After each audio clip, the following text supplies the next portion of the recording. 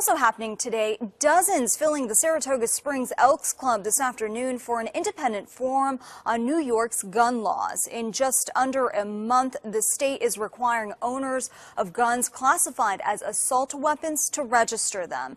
But the organizers of today's event telling those who showed up, don't do it. In fact, the forum ended with a burning of registration forms. News 10 ABC's Lindsay Nielsen has more on the campaign against registration. It was these forms that organizers here today were asking people not to fill out. But under the SAFE Act, if you do own an assault weapon by that definition in the SAFE Act, you are required by law to fill these out. That's not the only thing that organizers did with these forms, though. They got rid of them in a very passionate way.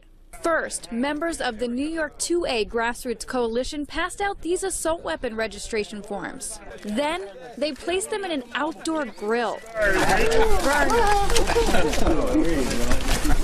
Organizer Jake Palmatier is asking people not to fill out the forms to register their assault weapons under the SAFE Act. The deadline is April 15th.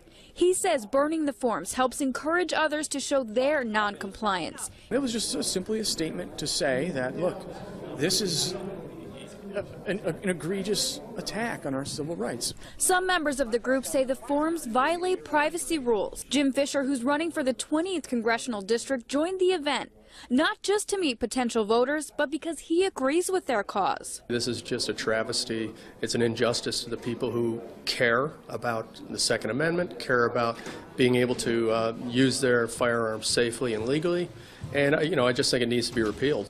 The group also held an educational session informing people about ways they can modify their guns so they are no longer considered assault weapons. One way, Palmatier says, is to make your magazine fixed and not detachable.